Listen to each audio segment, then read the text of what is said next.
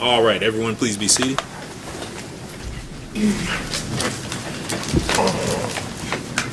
All right, ladies and gentlemen, welcome back. This time we will resume with closing arguments. On behalf of the Commonwealth, please give your attention to Mr. Mudge. Thank you, Your Honor. Yes, sir. May it please the court, Mr. McLeod, Mr. Kendall, Mr. Waldron, Detective Bramer, Sheriff, members of the jury.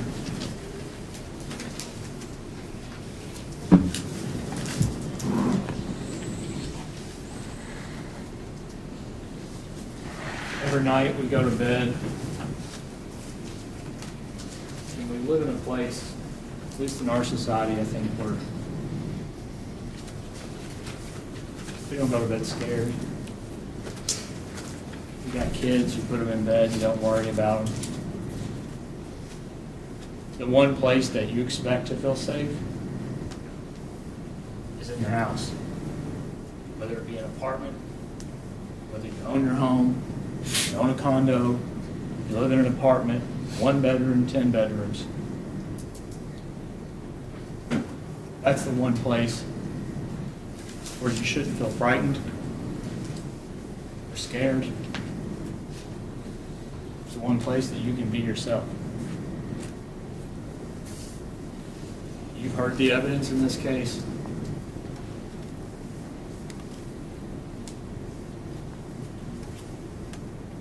Mr. Kendall, on that February 19th morning, went into that home.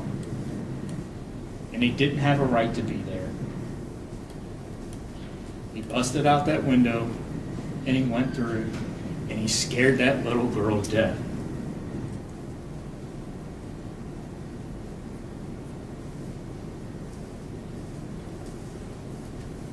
Now, Candida is a grown woman. But I'd say for a single mom, that's one hell of a scary experience.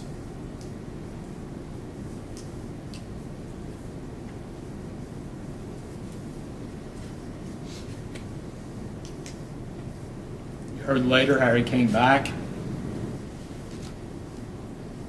We're going to get into that a little more. And he attacked her, and he took off.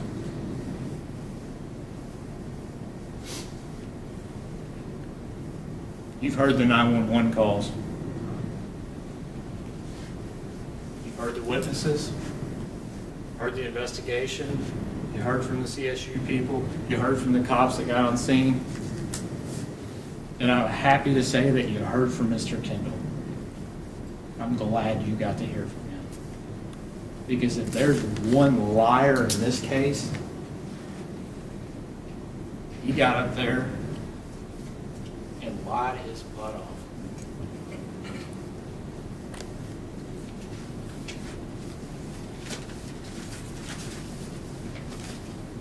Now, this jury instructions, compared to a lot of cases I've tried, these are pretty simple. I know it feels like they're kind of thick. They're pretty straightforward. And I'm going to briefly go through them. I'm not going to talk about them too much. If you'll notice, there's a 1 and or 2 and or 3 or 4. What I do to make it easier is to kind of block off 1 and 2. I wrote evening on there because that deals with the evening burglary. And if you go with 3 and 4, I wrote morning on there because it deals with the morning burglary. And you'll notice it's 1 and or 2. And what that means is you could find him guilty on the second burglary of committing a burglary and an assault, just that burglary, or just the assault. And then with 3 or 4, you could find him guilty of a burglary in the second degree or a theft by unlawful taking. And sometimes in legal terms we call it a T-butt for short in criminal law. And so you can't find him guilty of 3 and 4, but 3 or 4. You have to make a choice there.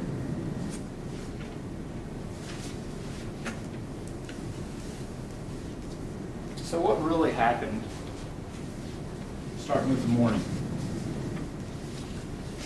Well, we know Candida dialed 911, and you heard Candida say exactly what happened. Why someone dial 911? Ask yourself that. Why would you dial 911? Why? an emergency, right? Either you're upset about something because of something's happening, you're scared, a crime just occurred, and you listen to that 911 call. That related, and we're talking about close in proximity, Mr. McLeod talking about that, that's right on it. You heard the police arrived a short time later, and they got there quick. In that report, I'm glad to say the 911 caller didn't mess that up.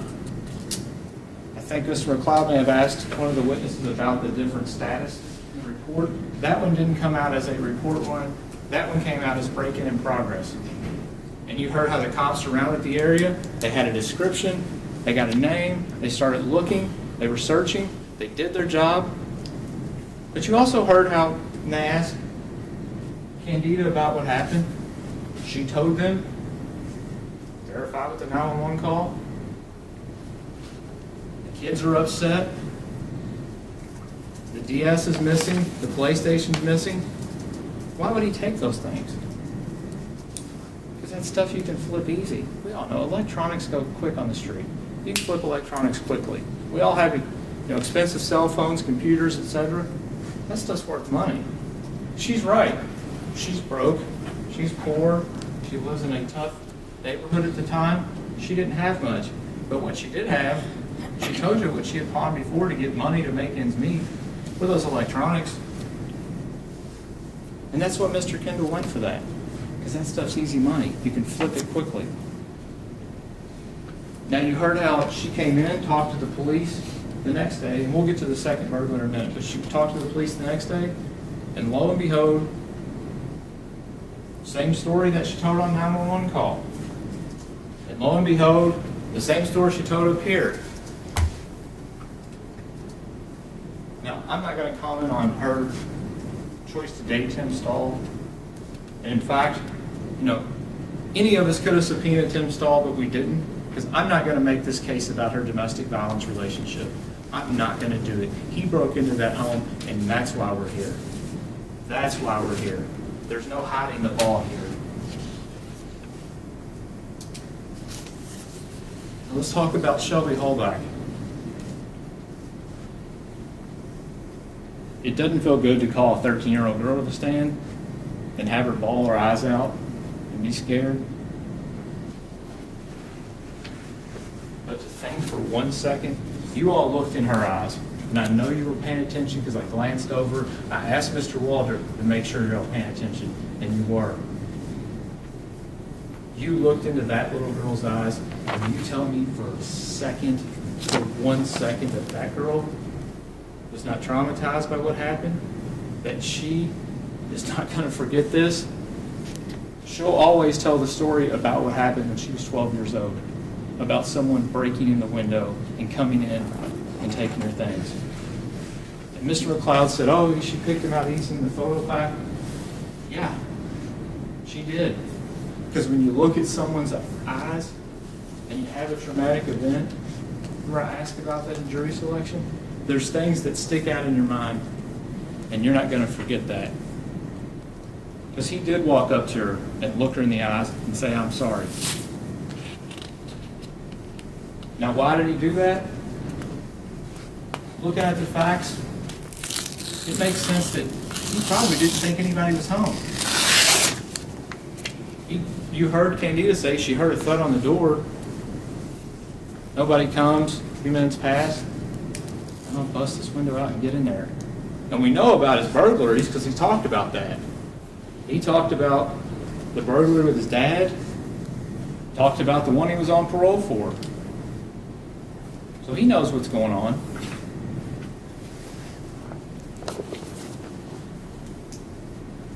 But Shelby was courageous. And she got up there and she told every one of you all what she saw, what happened, and what she witnessed.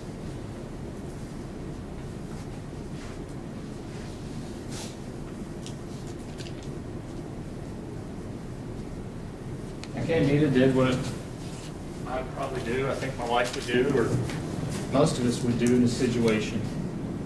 Call our parents. If you don't call a spouse, Usually, if you got parents, you call a parent. And that's what she did. The kids went over to her mom's house. They're obviously upset and scared.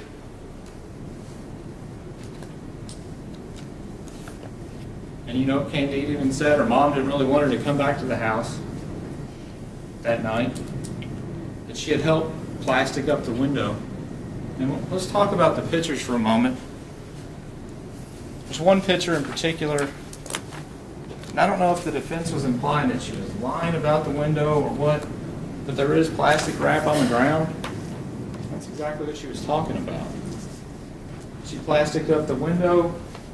Probably not the best idea in that area, but you know what? When your landlord won't come and fix the window right away, that's the best you can do.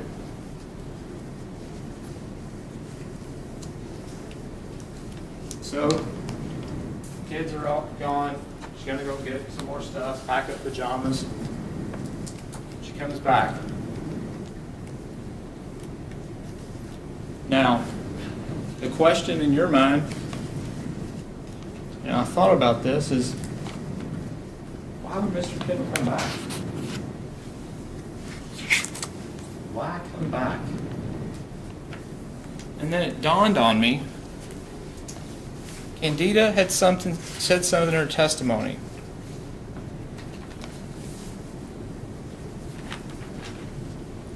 Notice it's dark outside. This is the picture from the second burglary, not the first.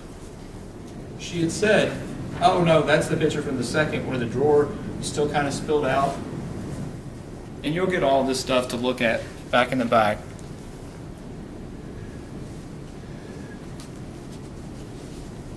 Came back because you didn't expect somebody to be there. The house just got burglarized. I'm not sticking around, especially if you're a single mom, and he knows that.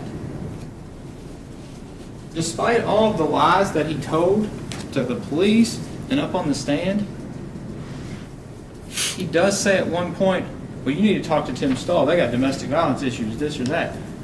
So I agree, Mr. McLeod. Small community, people know each other, people talk. But he knows, guess what? Tim Stahl's got domestic violence issues. Tim Stahl's not going to be there with Candida. You got a mom at home with 2 kids. That's an easy target. And I've already burglarized the house once. They're probably not going to be there. Freaked me out. Haven't been there the first time. That's why you heard when he went to the kids' room, turned on the light, and you heard them say, Candida said specifically, he goes, oh shit. Because usually burglars don't want people to be home. That's a foil in the plan. When he goes back the second time, I would say he wouldn't expect her to be home. But he is, because she is. And the cops responded pretty quickly on that first one, so they're looking for him. And you heard him testify in his egotistical nature. How dare she call the police on me?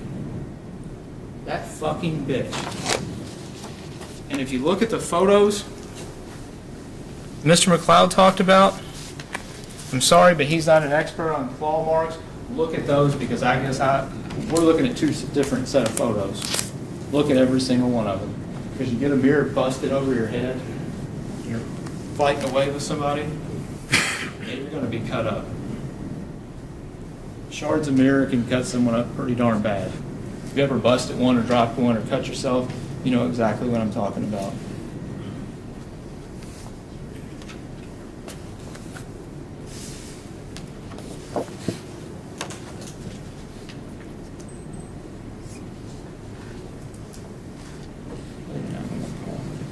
And I want you to listen to the second 911 call.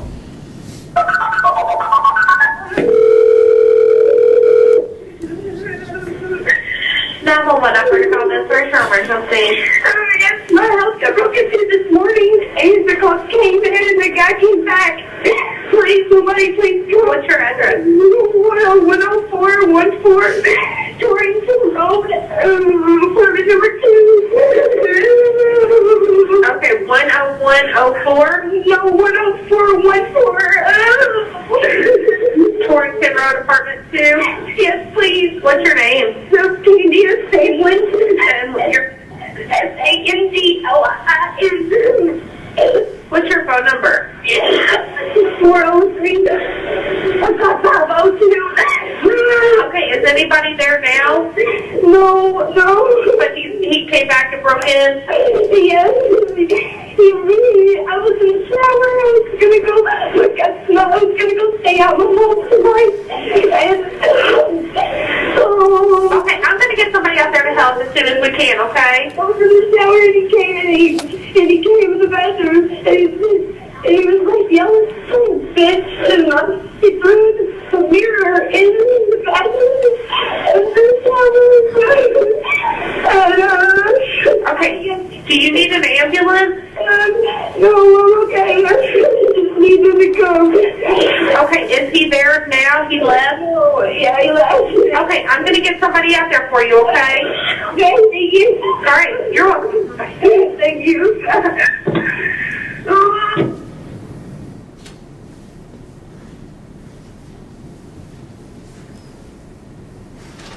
Those are sounds of absolute terror and utter fear.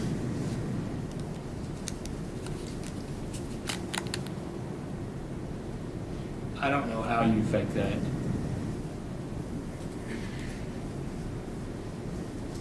If she does, she needs to go to Hollywood because that's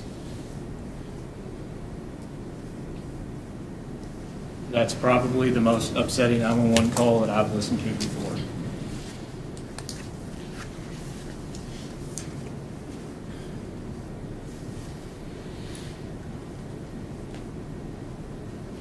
In Candida, she was upset on the stand. She didn't shoot entirely straight with Detective Bramer about Timothy Stahl.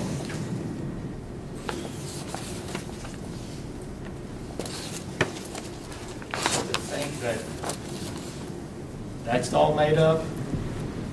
That these cuts are somehow made up?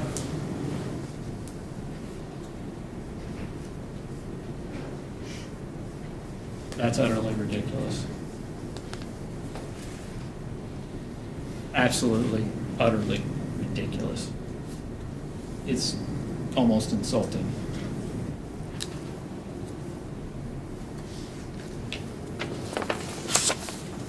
Now, McLeod mentioned a river dance. And I didn't mean to come off too strong when I questioned Mr. Kendall, but I've got a job to do too. And he got up there, and I don't know how many lies and stories we've heard. I don't know anybody that lives on Torrington. It was his first story. Why not just shoot straight? If this cockamamie story that he came up with, why not just shoot straight? Be like, yeah, I know this girl, we hooked up, this happened, you know, I don't know anything about that, her and this other guy. No, instead it's, I don't know nobody that lives over there no more. Do you know who Candy is? No. You know who Candy is? I don't know who she is. I don't know no girl named Candy. And see, what a good criminal will do. Admit what you can't afford to deny, but deny what you can't afford to admit. Think about that for a second. Admit what you can't afford to deny, but you got to deny what you can't afford to admit. So they walk in, and at that point, they've just kind of told him, we heard you're involved in this, we want to ask some questions. I don't know who she is, I don't know nothing, I don't know anybody that lives over there. Well, Mr. Kendall, there's a photo pack. She picked you out. Now, well, actually, not only did she pick you out, there's a little 12-year-old girl who doesn't have a dog in the fight that picked you out. And they did so separately in separate rooms. It wasn't like they got to work together and try to circle you. Suddenly it's, you guys need to go to Tim Stahl. You need to talk to Tim Stahl. Well, what do people do in the corner? Remember we talked about with kids? little kids right away deny stuff, get defensive. Then you kind of confront them with stuff. And if you've got two boys, you know, my brother did it. I didn't do it, my brother did it. Or point the finger, oh, my brother did it. And then as you kind of get like that hard proof, then they come up with, well, I tripped over the dog and the football flipped, and you know, but my brother was in the room, so I kind of thought he was to blame, and the hole got in the wall, and which is what we heard up on the stand. From the burglarized his own father, was on parole for another burglary, cut off his HIP bracelet and ran 20 days before trial, gave the cops a false name. So now we're supposed to believe you. And he said something that, well, I was facing 4 months, so I wasn't going to tell the truth. But now that I'm facing a lot more time, yeah, I'm telling the truth now.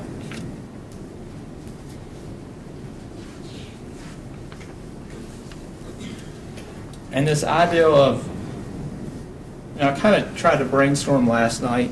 I always try to listen to what a defense is and go through and go. You know, I was a math major in college, so I deal with logic, ones and zeros. I did computer science. It's like, you know, logic. What has to happen for these things to be true? So I asked myself, what has to happen for the defense theory to be true? And it's really a Who Framed Roger Rabbit defense. For their theory to be true, you've got to believe that either Candida or Tim Stahl broke out the window, okay? Why in the world would somebody break out their own window? She's broke, single mom, and okay, he wants to say Tim Stahl did it. Tim Stahl used to live there. The guy would have had a key. Why go through the window? Because that was a tough window to get up through. I mean, it was kind of a pain to go through. You'd have to believe that she called the police the first time and made up a 911 call, okay? You'd have to believe that she lied to the police when they got there. You'd have to believe that Tim Stahl had violated HIP and never gotten caught. You'd have to believe that she got Shelby in on it, and Shelby lied to the police that morning. Then you'd have to believe that she lied about it and made up this other 911 call that night and somehow feigned injuries, and for some reason, if that was Tim, he would have come back through the window again. Tim Stahl, you probably would have had a key if you'd lived there before. She would have had to give what I call a Tom Hanks worthy winning Oscar performance on the 911 call. She would have had to go to the police station the next day and it's hard to lie. I mean, that's why you keep questioning people. Notice somebody's story changed every time, because it's tough to lie and when you're asked every single time. Same story on the 911 call, same story to the police the next day, same story in front of this jury. Well, in addition to that, it'd have to be Shelby Holback also in on it. She'd have to tell the same story, separate from her mother. She'd have to come in here and testify. Her mom wasn't in here when she testified. We'd have to get Brian Hall on board, who, as you saw, had never seen me in his life, had no idea who I was. He would have had to get on board. We would have had to coach Shelby to cry at will, to believe the convicted felon break into my father's house, on parole for another burglary, run from HIP. You have got to believe that this was the biggest conspiracy since Watergate. That's what, for everything to line up, all the true false is there, that's what you got to believe. Because, you know, there's one thing that I think it's last night. If she's lying about all this, and if you saw me fidget over there during the cross, it bothered me because I just felt like she didn't deserve it, and she was kind of made to be the defendant almost. But for their theory to be true, this cockamamie idea, why would she call the police? She knows if police come out there on domestic incidents, something's going to happen, right? Somebody's going to go to jail. She even said that. Mr. McLeod brought that out from her.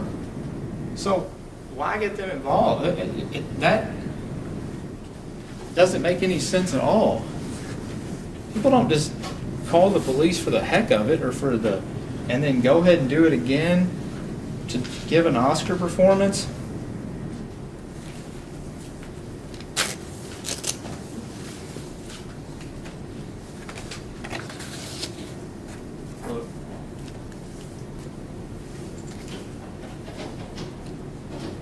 in your hands now. But at the end of the day, she didn't deserve her house broken into. Whether you agree with her dating Tim Stoll or not, that's not the issue in the trial. That's the red herring that they want you to follow, but it's going into a glass house that doesn't have a pot to piss in.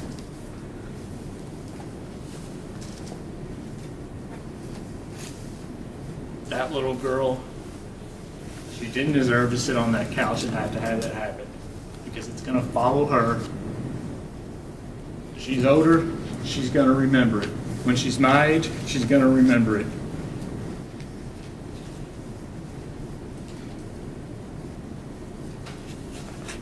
This case is about responsibility.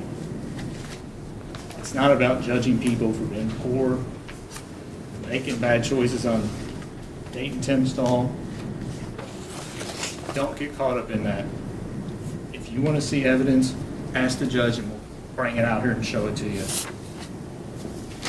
This is about accountability. He had no right to go in there. Absolutely no right. He had no right to come back the second time. I'm asking you to look at the facts and use your God-given common sense, your life experiences. And I think when you do that, you will see that he's guilty of burglary first, assault second, burglary second in this case. Thank you all very much.